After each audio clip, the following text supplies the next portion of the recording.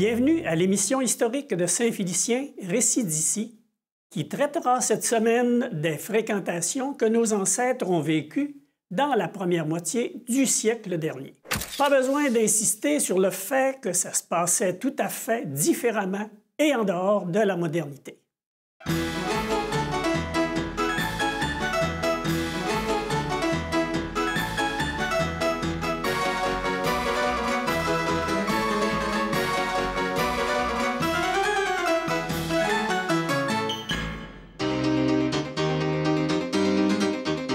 Nos aînés ont vécu leur jeunesse amoureuse bien différemment d'aujourd'hui.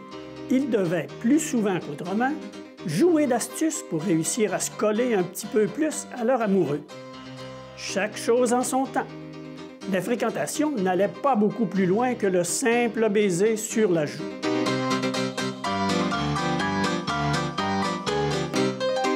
Dans ce temps-là, les yeux marchaient. Ah, celle-là. Ça, c'est ce qu'on appelle flirter. Oui, mais on était regardés aussi. Ben oui, c'est normal. Les filles ne pouvaient pas sortir, les garçons, oui. Oui. T'es-tu fâchant pour nous autres? Mais moi, je trouve que c'était sévère. Mon chum avait une voiture en 1950, puis j'avais pas la permission d'embarquer avec, même dans le jour. Il fallait que ma soeur embarque. À 15 ans, je sortais avec mon mari.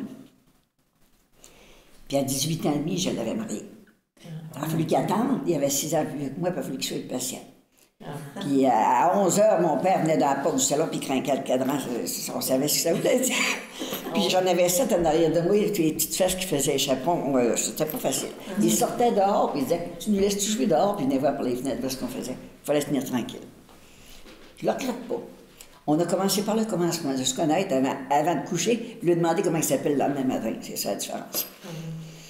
Et quand les jeunesses sont sortis des autres, ça prenait tout et ils appelaient ça un chaperon. Il fallait que c'est aux côtés des autres. Les chaperons, ouais, ça existait, ça, les Oui, ça existait, oui. Mon chaperon, moi, c'était pas pire, il voyait pas clair. Est-ce que vos parents le savaient qu'ils ne voyaient pas clair? Ils partaient avec le chapeau, mais le chapeau les laissait, puis il était dessus. Puis il arrivait toujours avec le chapeau sur le père. On pouvait s'embrasser, mais fais attention. Il ne fallait pas faire de bruit. Pas embrasser trop fort. Il y a des petits pics. Fait que pour te dire que les parents, surtout, vous faites jouer là-dessus, puis c'était trop strict pour entendre. Toutes affaires simples.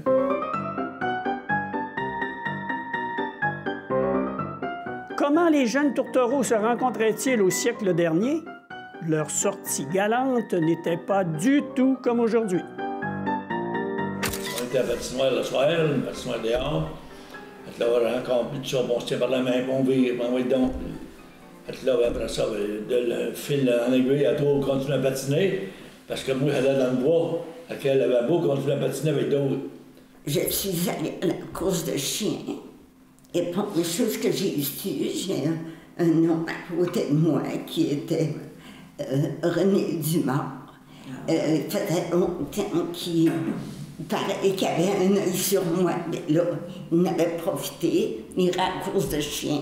On s'est rencontrés dans des veillées de famille, là, tu sais. Moi, j'étais au râteau, tandis qu'eux autres, cette famille-là, ils étaient dans le rang Saint-Usé, qu'on appelle aujourd'hui, là. Ils étaient longtemps dans le bois, ils venaient dans le printemps, une fois dans l'hiver. Il est venu me reconduire à la maison. Je l'ai invité à entrer, puis à continuer à venir. Moi, je l'ai connu en tinquant. En comment? En tinquant son auto. Ah! On avait un magasin avec... On vendait du gaz avec deux gros globes, un rouge puis un jaune. Puis, je sais pas comment ça se fait, il s'est informé. J'étais habillée en noir, puis je pensais que c'était moi la veuve, parce que mon père, il faisait pas longtemps qu'il était mort là, à ce moment-là. On gardait le magasin tous les deux, ma mère et moi. Ça fait que là, quand il a su que j'étais la fille, j'étais pas la veuve. Mais après ça, il venait très souvent sur Tinquin. Quand il a su que Il manquait le gaz. Le gaz, c'était pas cher. On n'a pas beaucoup de gaz à chaque fois. J'ai connu mon mari, j'avais 22 ans. Je travaillais au presbytère. J'ai travaillé un an et demi. T'as bien surveillé. Puis là, tout le monde me disait, tu travailles pas du terre, tu vas faire une vieille fille. Je dis, inquiétez-vous pas, quand ça va être le temps, ça va arriver. Puis ça n'a pas été long. Je l'ai connu, puis au bout de 6 mois, on était mariés. Alors, moi, j'ai connu mon mari au théâtre. On était allés voir le reçu de Notre-Dame. C'était ça dans le collège des frères, là. Ça fait qu'on avait 16 ans, tous les deux. Puis on s'était rencontrés là. À un moment donné, j'étais assis à Rome. Ça fait qu'on avait jasé là. On gardait le bossu de Notre-Dame. Ça fait que là, quand j'ai sorti, il dit, tu vas-tu venir encore une fois au théâtre? Il dit, tu viens souvent? Je dis, non, il n'y a pas tout le temps d'argent. Ben, il dit, quand tu viendras, tu me le diras. Ça a resté comme ça. 3 ans plus tard, on se retrouve encore au théâtre. Mais il dit, ça a pris 10 ans. Hein, il dit, tu m'as même pas appelé. J'ai dit, c'est toi que t'es supposé venir, c'est pas moi. Ça fait que là, ben, c'est même là, ça a fait, là, ça a pris. Puis, et je me suis mariée qu'avec 4 ans. Je l'ai connu dans l'autobus. Dans l'autobus scolaire? Non, l'autobus de Doré. Ah! Son père chauffait l'autobus. Puis elle descendait avec son père au vu. Au théâtre à Saint-Vicien. C'est à un moment donné. Vous êtes retrouvés assis sur le même parquet? On s'était assis vis-à-vis, là. Puis à un moment donné, ça accroche. J'étais à classe avec mon mari. On était dans la même division. Elle a marié. Puis je le trouvais très mal commode à l'école. J'ai fréquenté un garçon, j'avais 15 ans. On se correspondait et allait dans le bois, comme les autres dans ce temps-là. Hein. Mais il ne savait pas écrire. Ça fait qu'il y avait un de ses chums qui était avec lui. Je les connaissais tous les deux. C'était proche, on était des voisins. Il correspondait pour lui. Fait qu'il était au courant de toutes ses amies. On a arrêté de sortir ensemble. J'ai sorti avec le correspondant. Je l'ai marié. Ah oui? J'ai été 13 ans avec. Il est mort. J'ai remarié mon premier mari.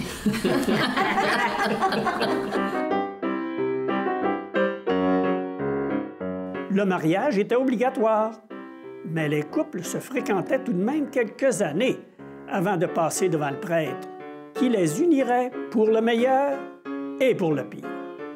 Et que dire de la grande demande? Ça durait combien de temps, fréquentation, à peu près, là? Moi, je l'ai fréquenté 2 ans. 2 ans? C'est ça. Et j'ai rentré chez mes beaux-parents, moi, par exemple. Je ne sais pas si les autres... Ça, mais ça, là, c'est pas facile. D'abord, dans ce temps-là, il fallait demander aux parents. Le mariage. J'en sais quelque chose. Tu sais, c'était ça dans le temps, les parents t'inquiètent. Tu vas-tu la nourrir comme il faut? Oui. Vas-tu être sécuritaire? Tu vas-tu la rendre heureuse? Oui, ça s'inquiétait, vas-tu avoir la sécurité que je tombe là? Tu vas en avoir soin. OK. En un mot. Bon, je te laisse. Tu vas en avoir soin. Je sais que tu vas en avoir soin. Bon. En tout cas, t'es en agriculture, tu vas avoir mangé tout. Elle n'aura pas de faim. Au bout de 2 ans, ben, je suis venu à bout du garantie que je ferais avec. Là, ben, elle dit, demain, là, il faudra que tu demanderas à mon père la main. Puis là, je me suis changé, elle a quelque chose à demander. Oui, monsieur, il dit, qu'est-ce que vous voulez? Il dit, sa main, ben, il dit, prends-la toute, et il dit, hey, la main, c'est passé.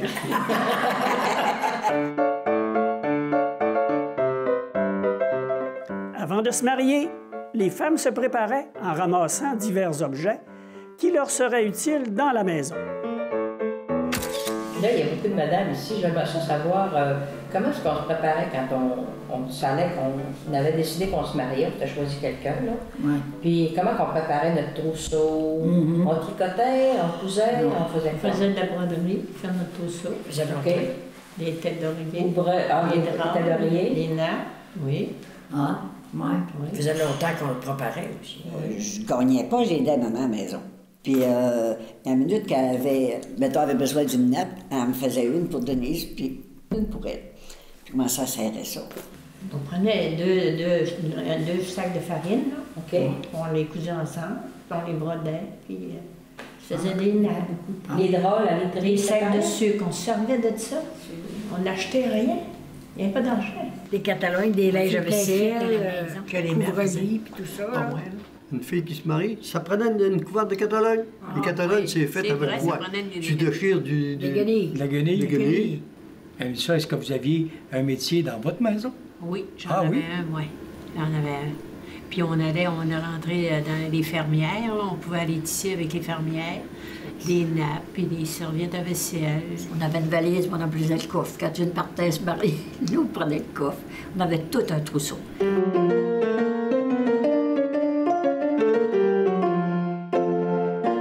Il y avait certaines coutumes lors des mariages. On est bien loin des réceptions dans les grandes salles comme nous le faisons maintenant. On se mariait jeune aussi, on se mariait jeune. On n'avait pas le droit de faire rien. Il fallait se cacher pour embrasser notre chambre. C'est pour ça qu'on se mariait plus jeune, pour être libre. Moi, quand je me suis mariée, c'était... le repas était à la maison. Le repas était toujours sur les parents de la fille. Le souper était toujours du bord de la fille, des gars, du mari, là. Mais moi, j'avais été souper avec mon mari à l'hôtel Château Roberval. Ah, mon Dieu, c'est pas le même château qu'aujourd'hui, là. C'est l'ancien château là-bas, là. On avait loué une salle de réception à Vajalbert. Puis c'était une salle qui faisait des soirées dansantes payantes à toutes les fins de semaine. Fait que les gens étaient habitués d'aller danser là. Mais mon père s'était mis dans la tête qu'il ne rentrerait personne qui n'était pas invité. Oui. Fait que la bagarre avait pris. Puis ça dansait, il roulait le prélat. Il n'y avait pas de tapis dans le salon, ni de planche de bois. Puis ça Pourquoi il roulait le maison. prélat? Pour pas l'user. Pas briser. J'imagine. C'est pour pas l'user. Il était pas collé, il n'était pas cloué. Puis moi, je me rappelle de ça. Après, j'étais mariée même. Là, est-ce qu'il y avait eu des voyages de noces dans votre cas? Oui, on était à Trois-Rivières. C'était loin, maudit. Notre-Dame-du-Cap. Oui, Saint-Anne-de-Beaupré. On dit que c'était un voyage religieux. Tu te mariais l'hiver ou au printemps? À l'automne. Il fallait marier l'automne. On aurait voulu se marier le printemps, mais mon père avait l'ouvrage tout l'été. Hein. Il y avait les foins, puis il y avait tout chaud. Après ça, après les foins, ben, c'était récolte. Il a fallu attendre après ça. C'est marié juste au mois d'octobre.